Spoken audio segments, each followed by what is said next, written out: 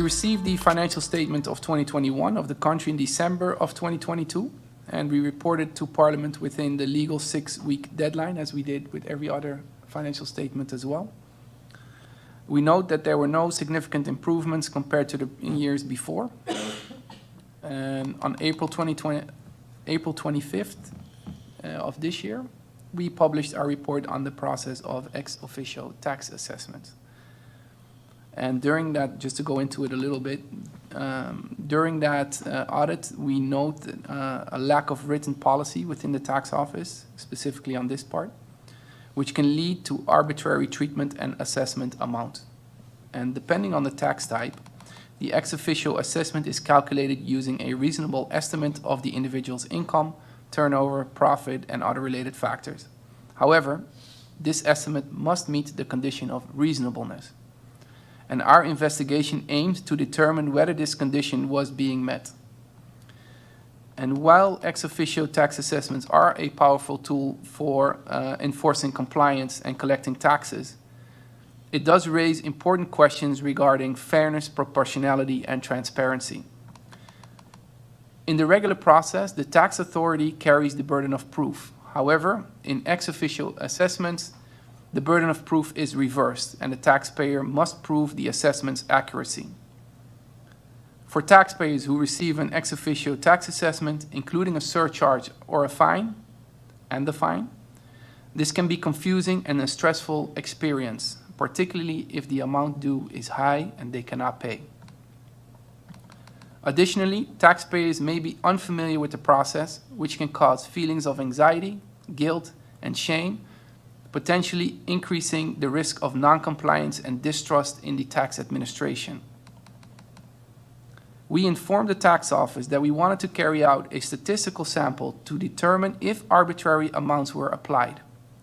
However, the tax office refused access to the information. And since we were precluded from sampling, we could not verify that the unwritten but internally known assessment process is applied consistently, with integrity, and without arbitrary discretion.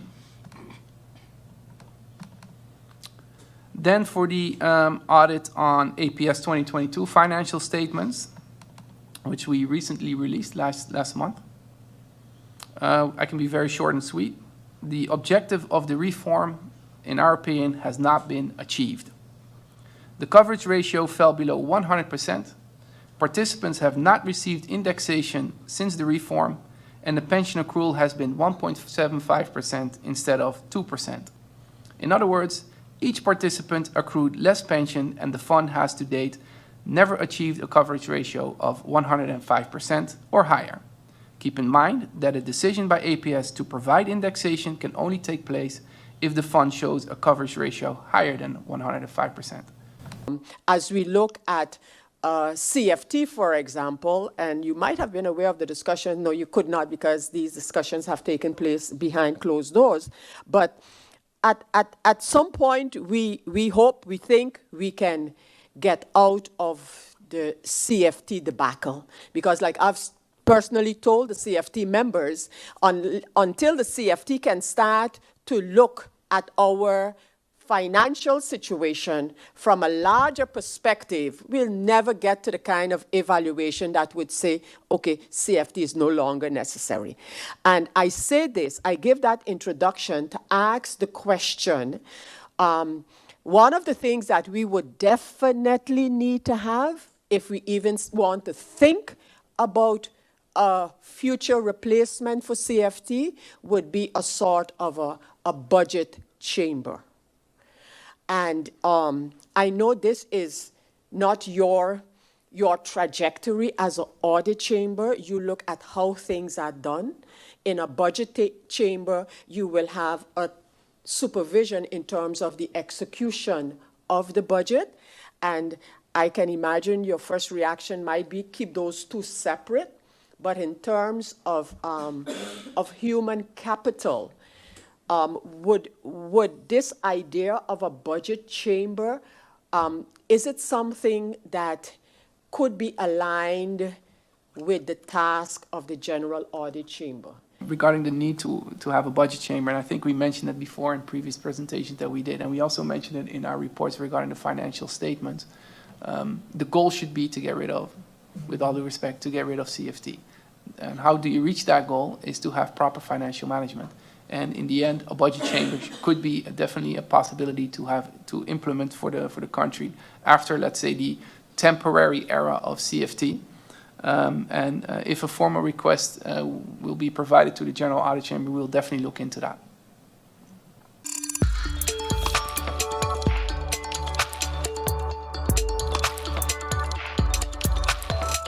Glutamate.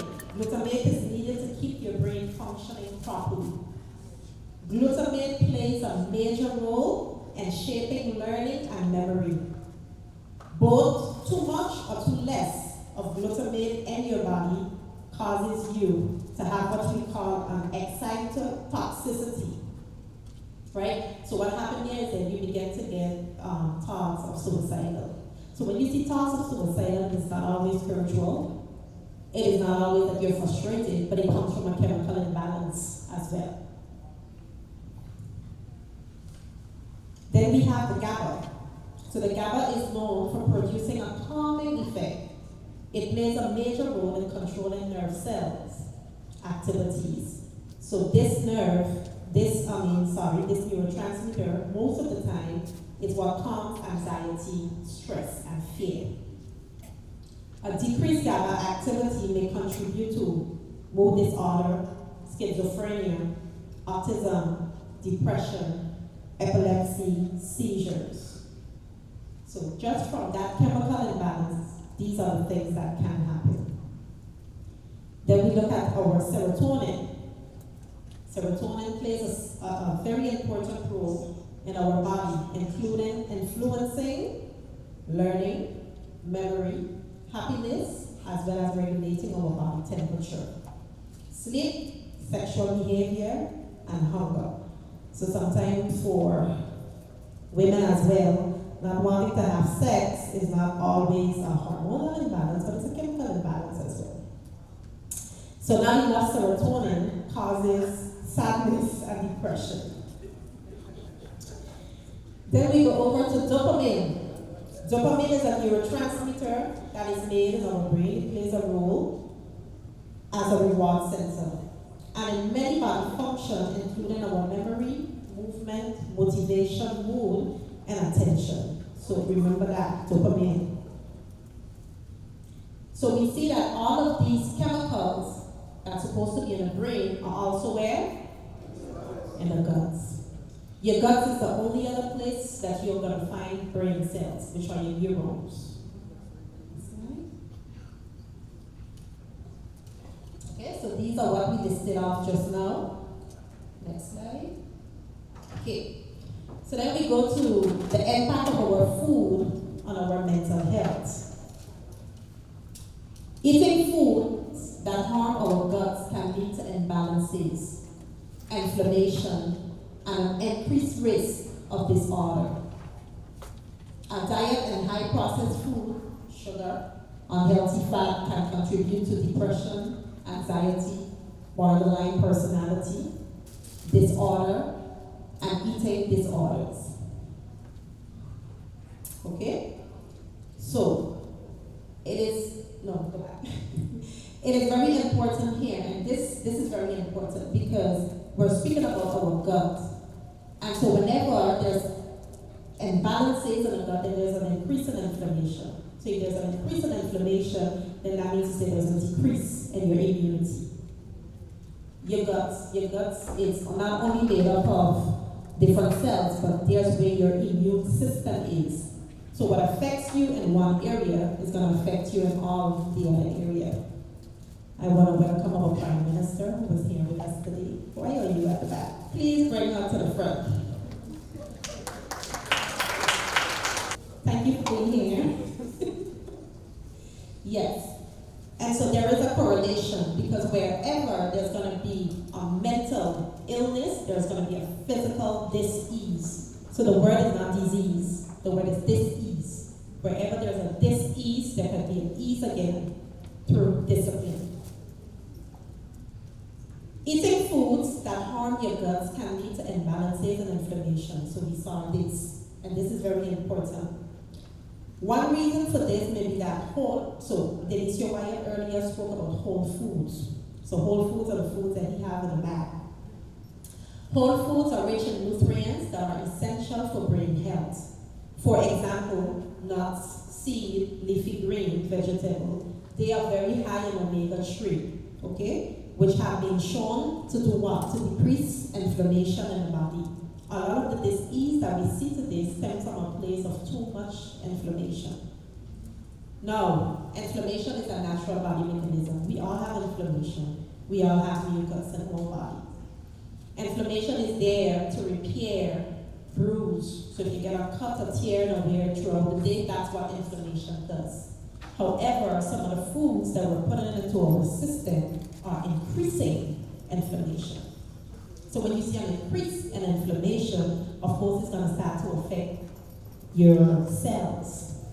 And once your cells are affected, you're going to have disease. So a lot of the cancers, a lot of the diabetes, and a lot of the different things that we're seeing today is as a result of inflammation.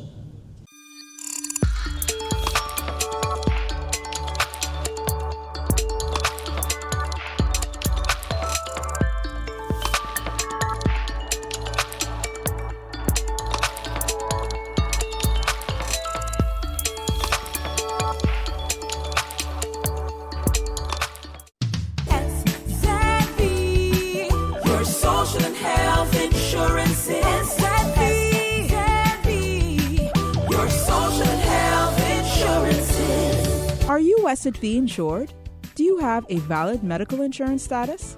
SXM is cardless. Request your My SXM account today and enter the virtual office of SXM.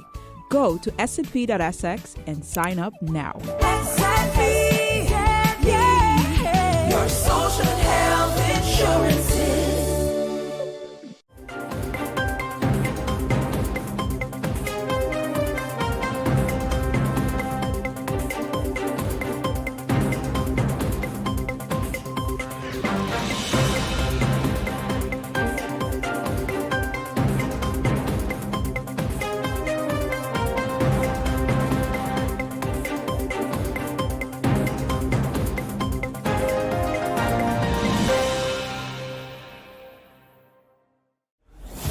During the hurricane season, a potential tropical cyclone can produce rainfall that can cause flash flooding and rockfalls.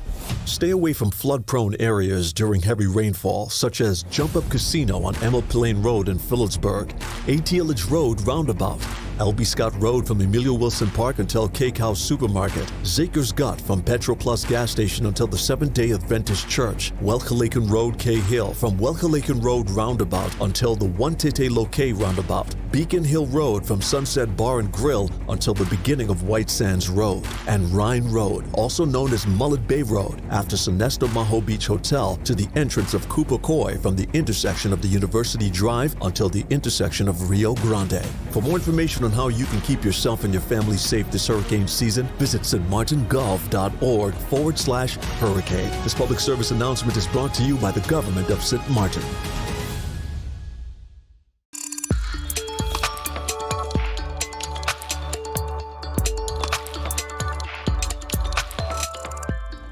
That was the LNG giant, that's the liquid natural gas.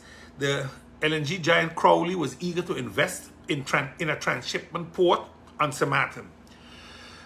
Back in 2021, when I was in Parliament, I chaired the VROMI committee meeting on behalf of MP Marlin, who was unavailable at that point in time. And Crowley was there, Siemens was there. There was a group of them. There was about 3-4 of them that came to present to St. Martin the option of making electricity using LNG gas. Crowley would then be the supplier of the LNG gas. Siemens and another company, I can't pick up the name right now, they were going to build a new power plant because they wanted to get rid of GB, build a new power plant and eventually give electricity to St. Martin for 20-25 years using LNG gas. While I believe LNG gas is a step over to renewable energy, the period of 20-25 years is a long time. But again, this article stated that the company had shown interest and the government hasn't answered. And I was kind of surprised because in 2021, when they came to Parliament, the contact person for the group was a local Samaritaner. A Samaritaner that is tied into politics. Not a politician, but tied into politics. And that nobody answers an organization like Crowley is unfortunate. Now, I'm sure there's a lot of politicking going on about it, but that's not the point. The point is, here you have a LNG group that Crowley, that's a huge shipping company also, and they do LNG shipping and they build plants. Answer them. Just answer them. If it's no thanks, at this point in time, we are not in a position to move forward with the transshipment port because the location is going to be something you have to discuss. I don't think you can put it in the port of Samaritan right now to go put on systems there. I don't think that will work. So you're going to most probably need to get a piece of land someplace else. And remember, in the past, they spoke about K-Bay, they're going to fill in K-Bay, etc., etc. Again, it takes a while, but an answer would have been good. I think, you know, they could have said no thanks to the offer, or let's have a talk, because, you know, it's time, Samaritan, to start talking about how we're going to do something else than continuing with fossil fuel. In the same breath, I saw another article where GB itself and the government, through NRPB, are going to do a study on how we can get to renewable energy and what has to happen within GB, what structures need to change, what data needs to be collected, etc., etc. And I think GB did this before. GB has done studies on solar energy. They even sent proposals to government on solar energy. So I didn't understand why we had to go do a whole new study. There was supposed to be money available to do certain things. With the SDG that the Prime Minister spoke about when she signed the contract with Rob Jetten on behalf of the Minister of Energy on behalf of the Netherlands. So I don't understand why we got to go through a whole book study nonsense once again. The NRPB has been doing waste management studies. One of those links was a waste to energy. GB did since 2016-17 studies on solar energy when Chetik was there. You want to tell me that all those things ain't good and we're going to go through another study again?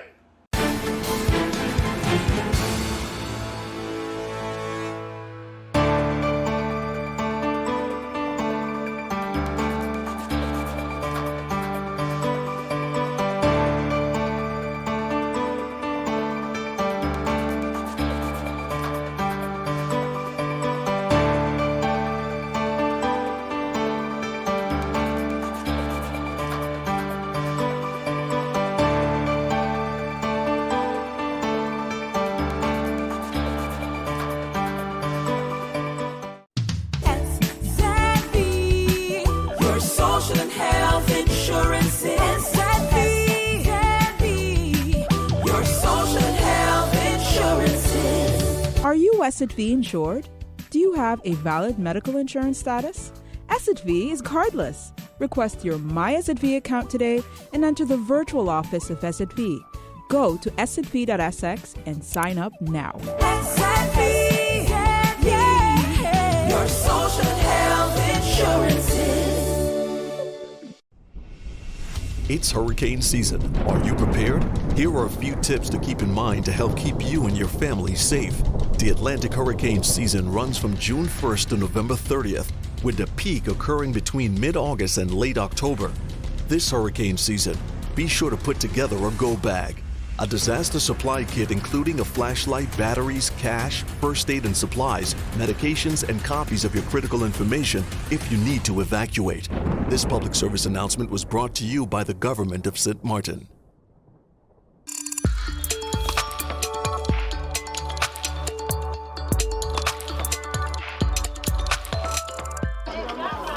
Some surrounded by their luggage and others with small children. Thousands of travellers were left stranded in the parking lot of Haiti's main international airport. It comes after Haiti's government suspended all Nicaragua-bound flights, according to a bulletin issued Monday. A move which puts a block on a major route for Haitians fleeing poverty and violence in their quest to reach the US. We cannot work, we cannot go to school. We want to find a safe space to live and the state cannot give it to us. So we've chosen another place. The Prime Minister is preventing us from finding it. I sold my land, everything I own, for $3,000 to $4,000 when Ariel made this decision without warning us. What about all our expenses? How's he going to help us? The Haitian government did not provide an explanation for the decision in its bulletin. According to the Miami Herald, the Port-au-Prince to Managua flights, which began in August, have been taken by more than 31,000 Haitians. Nicaragua was a popular destination for Haitian migrants beginning their journey to the US-Mexico border after it suspended visa requirements for Haitians. The Nicaraguan leader, Daniel Ortega, has since been accused of deliberately using his country as a pass-through for migrants in order to push the US to lift sanctions against his government. The move to end flights comes as the crisis in Haiti worsens. The country is the poorest in the Western Hemisphere, with violent gangs now estimated to control up to 80% of the capital.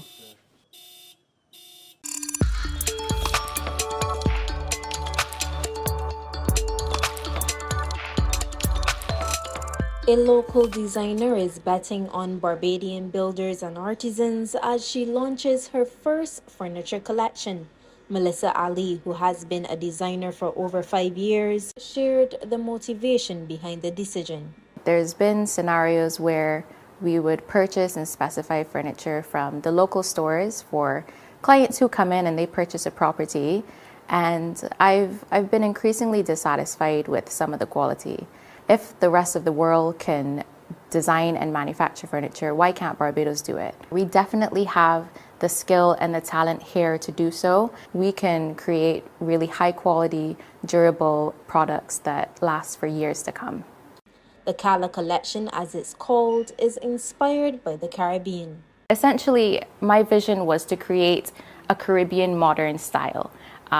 We see materials like the caning, and we've used maple wood for this first round of this collection. We're going to use oak for the second round of it. And the caning was really a feature that I wanted to highlight in every piece of this collection because it is a material that's indigenous to our culture. And when people think of caning, they think of traditional old mahogany chairs and things like that. But I wanted to put a twist on it and create a Caribbean modern style. While many raise concerns that buying local is more expensive, she says importing also adds up. Say you were to purchase a sofa online for $1,000 US, and you see $1,000 US and you think, wow, that's a great price. And why would you come to Mela Design and purchase a sofa for $4,000? But I want you to then allow yourself to convert that to Barbados dollars. That's 2,000 about there. And then I want you to think about how are you getting it to your home. You have to go through shipping costs. You have to think about the brokers that you're using. You have to think about duties, that you have to add to that as well. And then the delivery fee that it takes to get it to your house. So by the time you're done, it probably adds up to about maybe somewhere between $3,000 to $4,000.